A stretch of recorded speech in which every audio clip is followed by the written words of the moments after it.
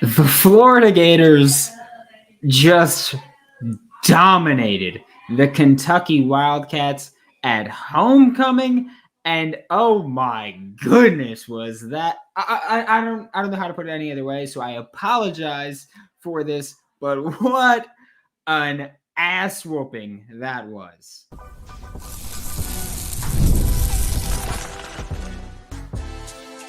You are Locked On Gators, your daily podcast on the Florida Gators. Part of the Locked On Podcast Network, your team every day. Hello, and welcome back to another episode of Locked On Gators, part of the Locked On Podcast Network, your team every day. Thanks for making Locked On Gators your first listen of the day every day. We are available daily and free wherever you listen to podcasts and on YouTube.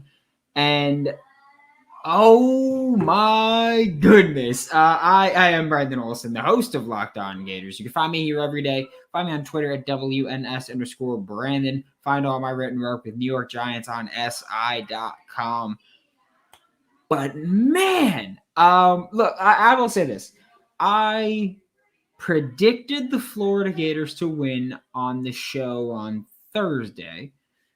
I bet on the Florida Gators to win. I think I did it multiple times, honestly. I'm pretty sure I did it Thursday when I recorded the show, and then today before the game. But oh my God. I thought Florida would win, but not by that much. Golly, they put the beats on them. And by the way, I also made money by betting that Florida would kick a field goal on the first drive. Because the way that Florida works right now is that they drive downfield and then kick a field goal. And oh my God, that's exactly what they did. This was just nutso. And look, I want to make this clear. This changes nothing for me about Billy Napier and his future. However, like I told the insider group, we're not talking about that right now. You kick the crap out of a team, you win 48-20 against a team that historically you do that to, you have earned that, hey, in the post-game show, we're not going to talk about that. And again, I think that he earned that much. So we will say that. I will say that first off, I absolutely love the way that DJ Lagway protected himself. And we saw that, I think it was the first play of the game. He ran the ball.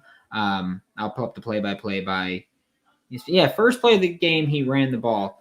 And I sent a message to the Locked On Gators insiders, and I said he slid Gators by 90. They won by a third of that. But still, that's a huge win. Also, 48 points in a game by the Florida Gators is the most the Florida Gators have scored against a Power 4 program in Billy Napier's tenure. But I loved the way that DJ Lagway slid and protected himself. He got out of bounds. He slid consistently. And I know that we've talked about this before. That's the thing you have to do when you are the starting quarterback. You have to protect yourself. You have to slide. You have to do all these things. We know that you're 6'3", 240. Love that you have that size. Love seeing you be able to bowl over defenders. I know that you're capable of doing it.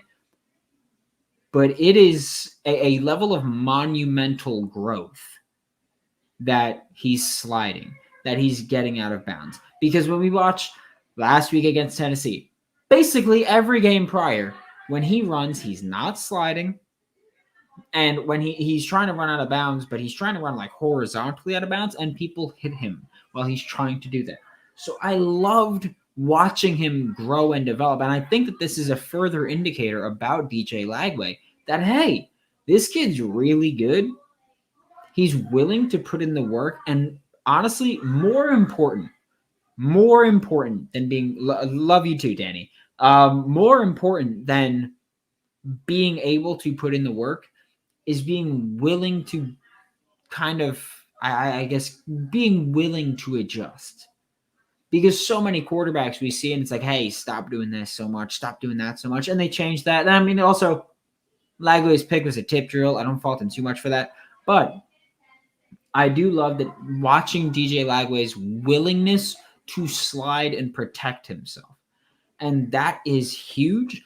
It's monumental to watch his development that way, because that's really important to, hey, sure, you're a great runner, but you also protect yourself. I think about someone like Kyler Murray, who Kyler Murray scrambles a lot. However, he also gets hit the least amongst starting quarterbacks in the NFL. And that's how I look at DJ Lagway. Like, you need to protect yourself, slide, run the ball, get out of bounds, whatever it is. Great game by DJ Lagway as far as especially just answering the call of, can you be the starting quarterback at a high level? And the answer is yes right now. That's what you should. I'm not too worried. I know there's people that I've seen on Twitter and everything of like, oh, but he only completed 50% of his passes. Brad is upset about me saying I like that DJ Lagway protected himself when he ran the football. I'm going to re-explain this for a second because I don't think Brad gets this. I'm not saying to run DJ Lagway more or less. I'm saying that when he ran, he protected himself, and he hadn't done that previously, and I like it. I'm not even critiquing the volume of carries. I'm simply saying he did a good job protecting himself, okay? I am not too concerned about him completing just 50% of his passes. I will say I would like to see him settle for the easier completion more often. I don't need him to be Graham Mertz level of settling for the completion. However, I would like to see him settle a couple more times. Okay, but again, 7 for 14 passing. Like he wasn't throwing the ball frequently because they didn't need to. But he had 260 yards and 7 completions. That is insane, okay? Like, that is nuts. That's completing what? That's completing what? I'm going to try to do the math roughly. Almost 30-something yards, almost 40 yards of completion? Is that almost 40 yards of completion? 37 yards of completion. That is nuts. That's going to be accompanied with a low completion percentage, which again is one of the reasons I don't care that much. Jadan Baugh tied Tim Tebow and Trey Burton for 5 rushing yards in a game. For someone asking what's that noise in the background, it's my best friend's birthday, and so we are throwing a party here. It was great. We had the game on the entire time. It's a fun time. We're having a fun time. Mind your business. How about that one? But I apologize if you hear that. They are being a bit loud. That's on them. But Jadan Baugh tied the record with Tim Tebow and Trey Burton for 5 rushing touchdowns in a game by a Florida Gator. That is nuts, especially when you consider how many times Florida has tried to feed a running back in the red zone, or how many times Florida has blown out a lesser team. Nuts. Thomas Shearer, I know I'm only bringing this up because you asked a question, and then we'll get to an ad break, and we'll get to the entire into the entire comment section. Thomas Shearer said, y'all still want Billy fired? For me, the answer is still yes. Okay, this game changes nothing. This changes nothing. But I will say, this changes nothing. But I said it's a good game. It's a good win. He deserves to not have that talked about right now. I don't want to sully a 4-touchdown win with that. Not going to do that at all right now. We'll talk about that another day. But right now, we're not talking about anyone's job. We're not talking about any of that because they have earned that day off, at least from that. And we will get to the chat in just a minute on Locked On Gators. I don't know what happened with that yelling, but Prize Picks is the best place to get real money sports action. With over 10 million members and billions of dollars in awarded winnings, Prize Picks has made daily fantasy sports accessible to everyone. You just pick more or less on at least 2 players for a shot to win up to 100 times your cash, so you can run your game all season long on Prize Picks. Think about it this way. Do you think Justin Jefferson will get more than 83.5 passing yards this next game? Do you think he'll get less? What do you think? Do you think Saquon Barkley will go off against the New York Giants, his former team, or not? Well, you can get involved with that, right? Sign up today and get $50 instantly when you play $5. So you don't even need to win to receive the $50 bonus, okay? It's guaranteed. Guaranteed. Prize Picks is the best way to win real money, right? Who's going off? Who's not? It's Prize Picks. You sign up using promo code LOCKEDONCollege at Prize Picks and help yourself win some more money. Speaking of winning money, hey, NFL fans, you can start this season with a big return on FanDuel, America's #1 sportsbook. So when you get a hunch in the middle of the game, you can check out the latest sets. Or if you want to be like me and you're like, you know what, I think I know something's going to happen. Today, I bet $25 on FanDuel for the Florida Gators' first drive to end in a field goal attempt. That was at plus 500, so I bet $25, and I won $150 on it. It was a beautiful day, by the way. I also had a parlay today. It was Missouri minus 3.5, which they won by 4. South Carolina money line, which they won by a lot more than 4. And Notre Dame minus 13.5, which they won by 18. It's FanDuel.com. Thanks again for making Locked On Gators your first listen of the day. Every day we are available daily and free wherever it's in the podcast and on YouTube. And like I said, we are going to get to the chat. And I want to say this, actually. I want to say this. We're going to give a little bit of a clap to Cormani McClain. And we are at the same time going to give our best wishes to Jason Marshall Jr.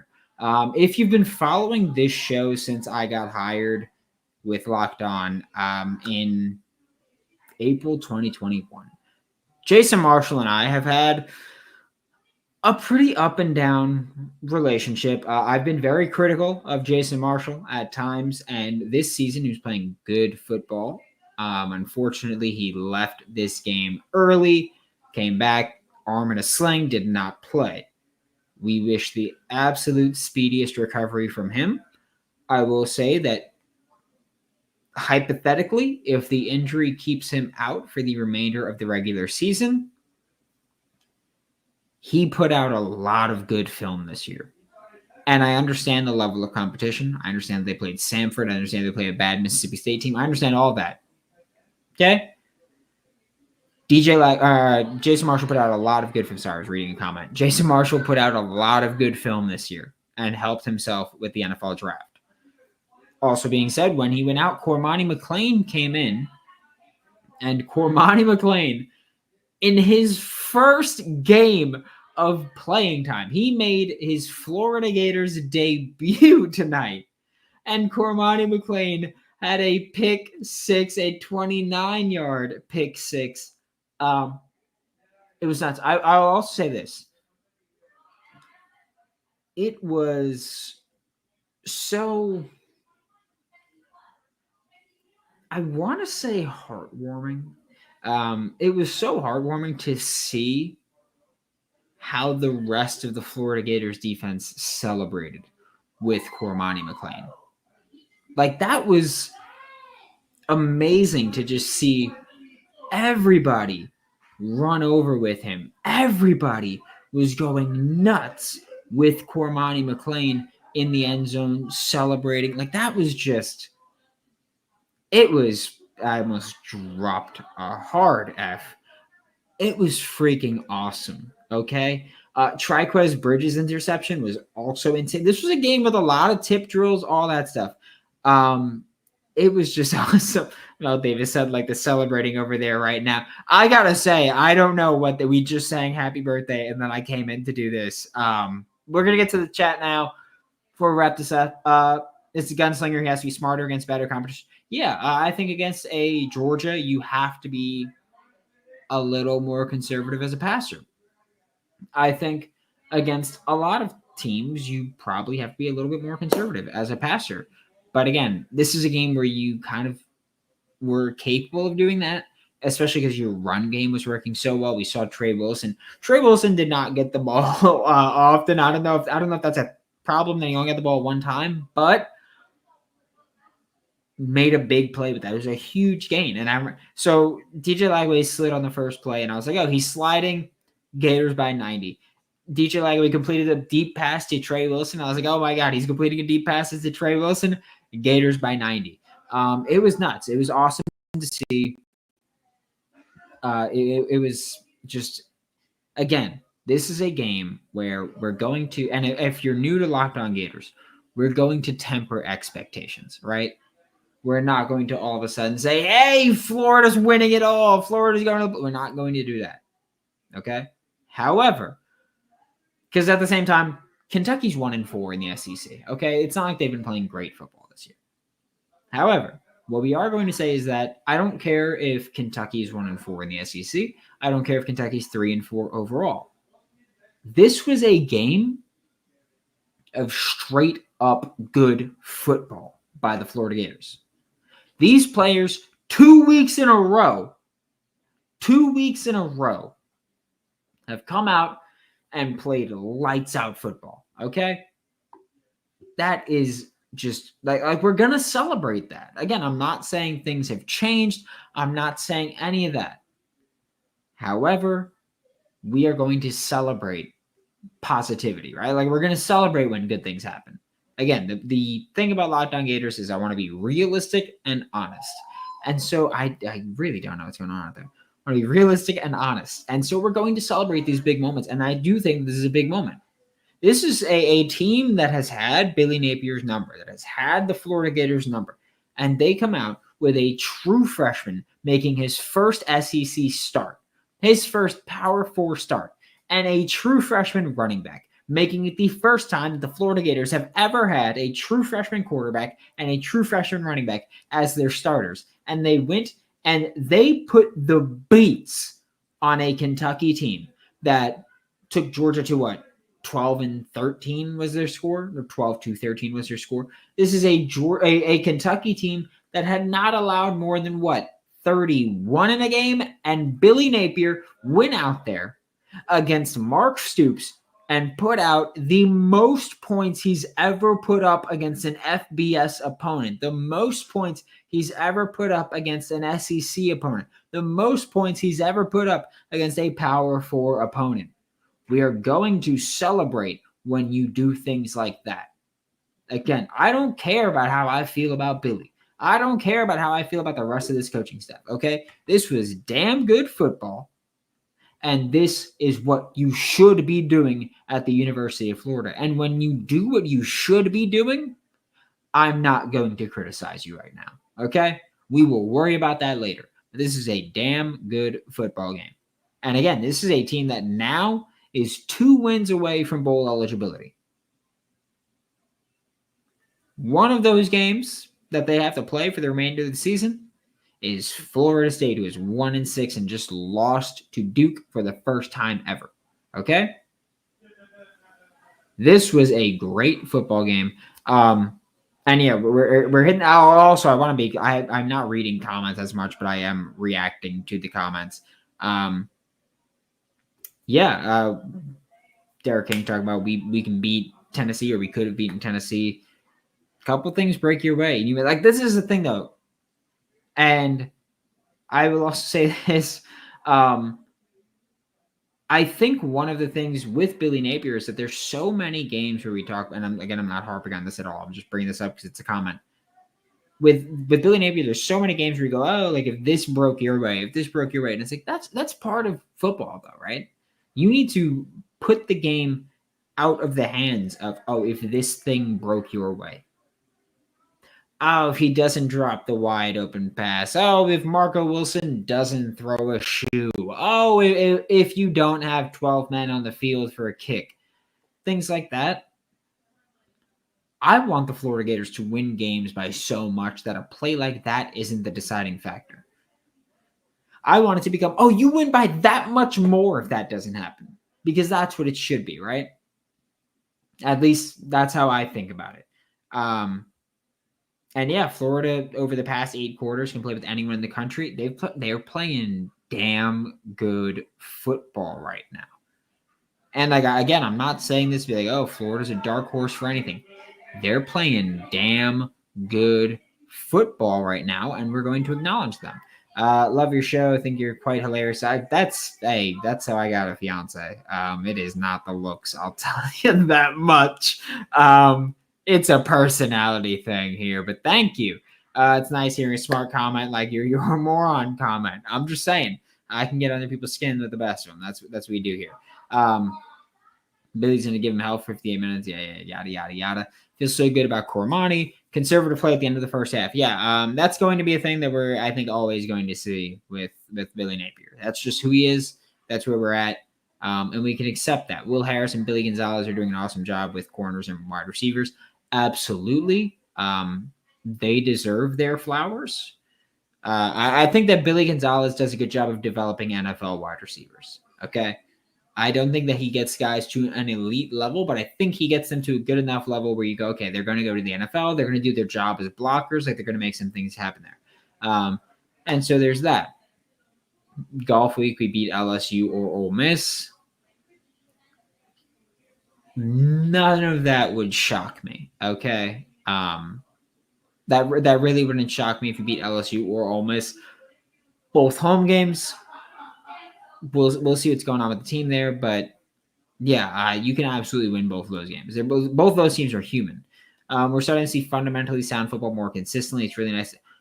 Oh, like Triquez Bridges was out there just wrecking stuff as a tackler. This game was maybe the best game under Billy Napier of watching guys fly to the ball and make stops where they should make stops. I do think this was a really good game in terms of not letting stupid arm tackles get in the way. Not pursuing heavily enough. I loved watching some of the play of these guys. I think that the defensive line did a really good job of just getting their hands in passing lanes. We had George Gums,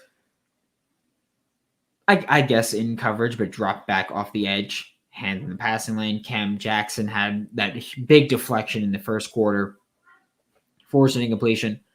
This is a game where, for some reason, there were a ton of tip drills. I don't know why that was, but this was just, again, straight up good football game by the Florida Gators. Mostly well-coached game by the Florida Gators. And again, I'm personally out on Billy Napier. This game has not changed anything for me about Billy Napier, but I will give credit where credit's due. He got his guys ready to play back-to-back weeks and play at a high level back-to-back weeks. Last week, coaching failed you, and that's why you lost against Tennessee. This week, coaching didn't fail you. You played damn good football, and you beat the brakes off Kentucky. This was good football. I don't think this is a national championship team, any of that. Good football, okay? FSU's 1-6, and we just ate Kentucky lunch and dinner. Absolutely. Gator Miami. I'm going to read this one out loud for you because I want everybody to hear this. I watched your buddy Brian Smith, Locked On's recruiting insider and the host of Locked On Seminoles. I watched your buddy Brian's FSU podcast, and I thought he was gonna cry. Good. Here's the thing. I want everyone to bully Brian for a very specific reason, because Brian tweeted something at me last week. And when Brian tweeted that thing at me, it was pretty rude. It was, win or lose, the Florida Gators are the dumbest team in major college football. That's already proved before halftime of last week's game against the Tennessee Volunteers. Since that game, the Florida State Seminoles are 0-1 with a loss to Duke for the first time in school history as they reach a 1-6 horrendous start to their season.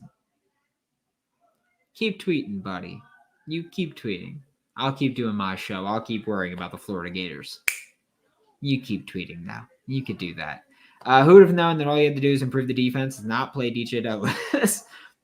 Look, I'm going to be honest with you. I Ron Burgundied that. I usually read comments before I read them out loud, but I Ron Burgundied that one. I wouldn't have read that one. I'm not trying to be mean here. We have a chance in any game as long as the D remains solid and Lagway can run the read option while throwing the... Yeah, absolutely. This is a team that right now has a chance against anyone. Got to give Damian George props for his double pancake. Been super critical. Yeah, no, look. When a guy play... Like, here's the thing. I've been critical of Damian George. I've been critical of Jason Marshall. I've called for the snaps of Damian George. I don't think I've called for the snaps of Jason Marshall, but I've been very critical of him as well. I've been very critical of quite a few players. I would like nothing more than to be horribly wrong about those things. Like, I want these guys to play great. I want these guys to prove me wrong. I'm not saying this thing to I'm not saying these things to get them to be like, oh yeah, they're just gonna light it up. Like I'm trying to motivate them. But that's my opinion. And if they prove me wrong, I'm more than happy to admit that. Damian George played well tonight for the most part. We'll get a further evaluation individually of everybody, but this was good football by the Florida Gators. Q, you've never been wrong. I'm telling you, you've never been wrong, Q. I know exactly what you got. You've never been wrong. No doubt in my mind. You're right again.